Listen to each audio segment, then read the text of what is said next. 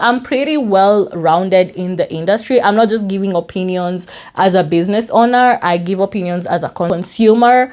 I'm giving opinions as a beauty supply store owner. I'm giving opinions as a wholesaler, a distributor in this industry. I'm also giving opinions as a brand owner in the making. Like, I have studied that theoretically. I know the knowledge, and now I'm practically launching my own brands. So working with me is actually pretty beneficial because I'm pretty well rounded in the space of beauty supply industry. Okay.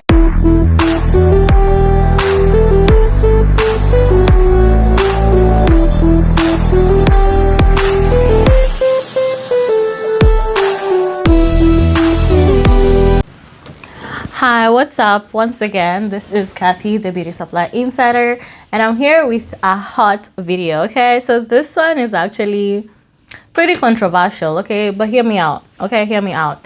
I have been in this industry for a long time, so I kind of see patterns and everything. The last time we had a buy black, movement was back in 2020, and that was already opened, and then the movements came in, and yeah, we made a lot of money and everything was nice and good. But let me tell you the truth, everything circled back to business as usual. Okay, after the whole the whole trend and everything, after the whole let's support black, all that, after, business just went back to normal. Okay, so well, I see the excitement because now a lot of black-owned beauty supply stores are popping up, and it looks like, woo, we're doing it. Don't celebrate too fast, okay? The number of black-owned beauty supply stores rising is great, okay? It is great. That is why I'm here. I am the Beauty Supply Insider. I give details and information and videos, a lot of free videos. You can just watch and open a beauty supply store without ever even being on a call with me. Oh, the best. Oh, thank you. You is so I wouldn't nice. have a store without her. So I wouldn't have a store without you. Beauty Supply Insider. Yeah. You saved me. Thank you. You told me be sale. It'll take time. Okay, so I always tell people who work with me, I'm like, you have two ways you can pay to open a beauty supply store, and a successful one at best. You can either pay with time, and by time I mean do a lot of research, do a lot of watching videos, free content, doing research on Google, going to other beauty supply stores, looking up at your competitors. A lot of time is gonna go into opening a beauty supply store. Okay, that is how I did it. Okay, but then if you have money, I actually paid someone. After a lot of research, I still ended up paying someone just because I wanted to make sure that whatever I was doing was the correct thing, and I needed their inputs. But you can also just cut the chase. You can cut the line. You can pay me, who's an expert in the industry, and I will cut you all the corners. All the mistakes that I made in my first year in business, guess who's not gonna be making them? You. All the mistakes that I did buying the wrong inventory, who's not gonna be making them? You, because I have an inventory list. You'll know exactly what to buy.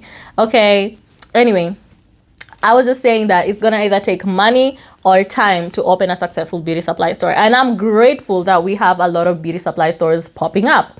But here's the truth. Okay, here's the truth.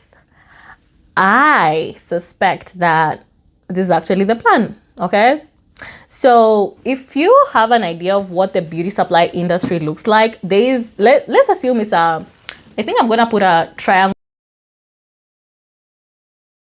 here so you can see what I'm talking about. But at the top, at the very top, who's making the money?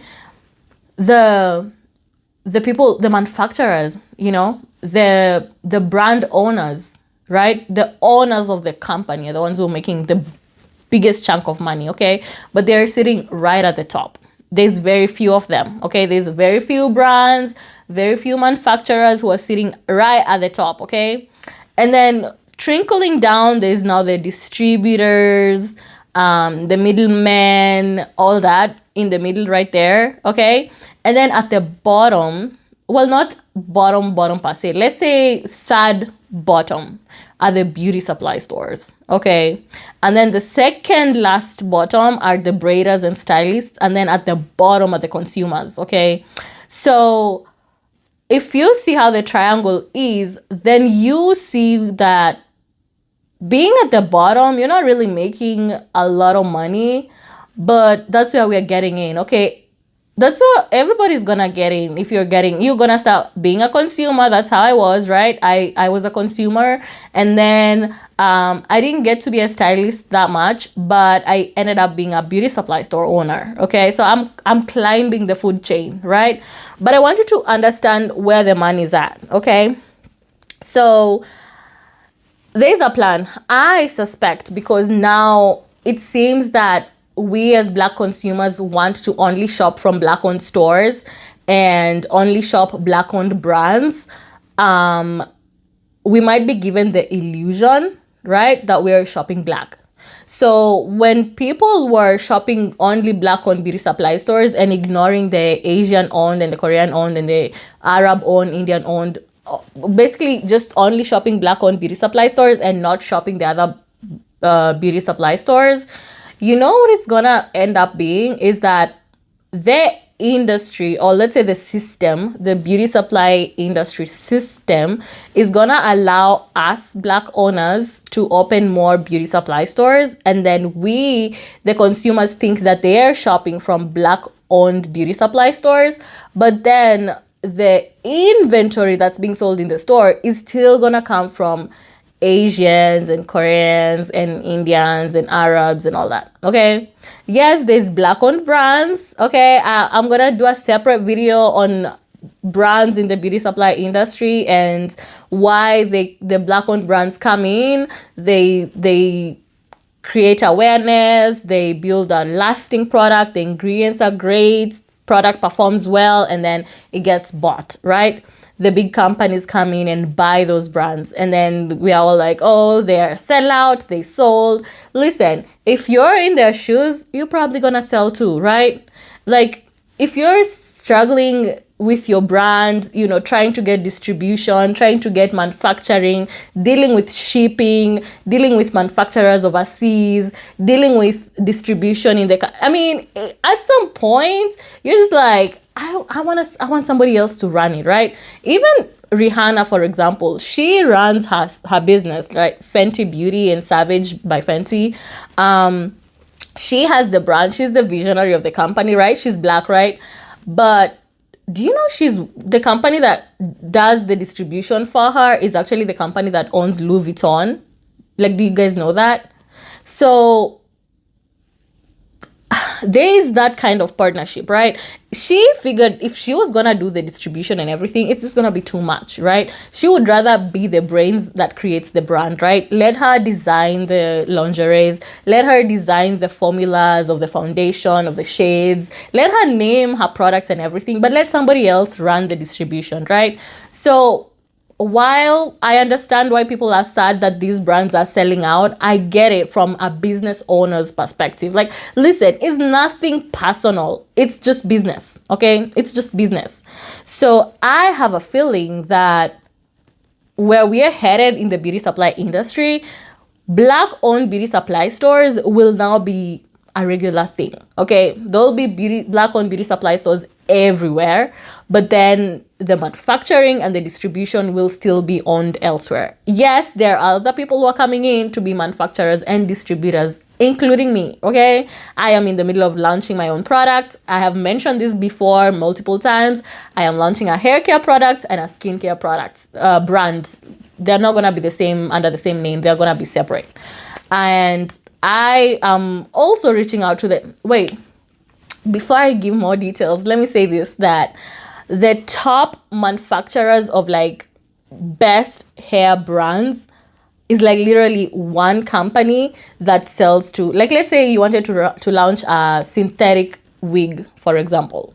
The best company is the same company that sells to Zuri. It sells to Sensational. It sells to Bobby Boss. It sells to Shake and Go. The same company, okay? So when you're going all the way to the top, finding the manufacturers and those guys who make the thing, just know that these companies are also shopping from the same people, okay? All right, some of these companies are in China, Japan, Korea, Indonesia, and some of them are actually in Africa, okay? All right, so while I was saying that, this is how the trend is, okay? All right, so I think it's a setup. Okay, I think it's a setup. That's how the industry is going. So while we're celebrating more black-owned beauty supply stores coming in, we need to be playing chess, not checkers. Okay, we need to see where the strategy is moving. So I'm not saying, oh no, let's not open beauty supply stores. No, I didn't say that. I am saying that let's open beauty supply stores and more, like let's do more. Okay, so because this is gonna give the illusion of progress, right? It's gonna make us think like, oh yeah, we're progressing, which we are in some way. We're biting into larger portions of the industry that we didn't have before, but we should consider biting more and not really hating the players, but learning the game. Like, hate the game and learn the game and not the players. Because if somebody is playing better than you, do you hate the game or do you learn how to play better? Right? So I think the power play is going on, and the power is now not in owning a beauty supply store. Okay, owning a beauty supply store is not it. The profits right now are very, very slim. Even products, I have mentioned before how I hate selling products in my store. Like, I just feel like it's a waste of time, especially when someone is coming to buy a 99 cents glue and I bought it for like 70 cents, and you're buying it at, I'm only making 20 cents. Like, that's not where the money is at. So where is the money? Where is the money? We need to be making the money, right? If you're here to make money, okay, if you're doing this for, is there anyone getting into the beauty industry and not in for money? Because that's scary. Go get your hobbies elsewhere, okay? All right, so the truth is that Black entrepreneurs already see the game, okay? A lot of people are opening beauty supply stores and also launching their own private label products and hair. Those are my people, right? If I'm working with you to open your store, you know how I am pushing you to launch your own brand. Okay, I am seeing beauty supply store owners now launching their own shampoos, conditioners, mousse, edge control, and also hair. They're buying hair from the hair distributors and from the hair manufacturers. They're getting those wigs coming in, they're putting in their labels, they're packaging it, and they're selling it. There's also another beauty supply store that actually sells hair from the Zuri, Bobby Boss, all those big players, but then they remove the tags and sell all the wigs in their store with their own private label. I thought that was genius. Genius, okay? So that is what we should be doing, all of us, okay? We should not be just opening regular beauty supply stores. We should be doing more, okay? More. Either have a salon in there, have a private label, have a makeup studio, lash studio. Do more with your space. Gone are the days of just making money, just standing there and waiting for people to come in and shop and leave. No. We cannot make money like that. This is the future. Okay, this is the future. There's already Amazon. There's already TikTok. People are already shopping elsewhere. So why should they come to your store? Okay, why? Anyway, I know that moving into warehousing, wholesaling, distribution is expensive. If you want to know why I know that, is because that's where I'm headed, right? I am headed in that direction, and it is very, very expensive. It is very expensive. So we need to be partnering with other people. Like, I have been working tirelessly with my state and my city to get me more funding to enable me to do the thing that I want to do. I want to launch a program where instead, like how you can get a loan and then you decide on what to do with the loan. I'm looking for a partnership where you get the loan for your business, and then the money doesn't go to your account, it goes to pay the vendor, and then you get the products in your store so you can sell the products. Because some of the funding problem that I'm seeing is that the banks and the lending institutions don't know what you're going to do with the money, and they don't want to take that risk. Okay, so if there's a way we can eliminate that risk and give more funding to Black-owned beauty supply stores or minority-owned beauty supply stores, then that will be a good thing, right? So I'm really working on a lot of things to make things like that happen. So they're not gonna be solved overnight, but yeah, we're making progress. Another thing that I need you guys to know is that please wake up, okay? Please wake up. Don't get fooled. Opening a beauty supply store is not the finish line, okay? That's your stepping stone, okay? When you open a beauty supply store, you are at the bottom of the food chain, of the money chain, okay? You're at the bottom. So you need to start climbing up, okay? If you really want to win in this business, you want to step in bigger lanes. If you're wondering, like, how can I launch my own brands? How can I launch my own shampoo line, hair growth oil? Or if you already have an idea, you already have a formula that you make at home and you want to like launch that, you want to get into the beauty industry that way, then reach out to me, okay? I have a link. You can just book a call with me for and buy a vendor list and get a call complimentary, okay? Let's talk. Let me help you get into this industry, okay? If you're already thinking about launching your hair care brand or your hair brand, you're already like steps ahead of the competition. You're already, you're already stepped up, leveled up, right? So if that's you, reach out to me. Let's make it work, right? This is what I do. So this is why I'm an expert in this industry, because I am just not in one section of the business. You see the beauty industry, I am literally everywhere. Matter of fact, I actually just finished my certification on how to create and launch a beauty brand. So I did that. That's what I was doing, and I just recently graduated last month. So now I can actually offer that, right? Like, I am leveling up and I'm showing you how to level up too, right?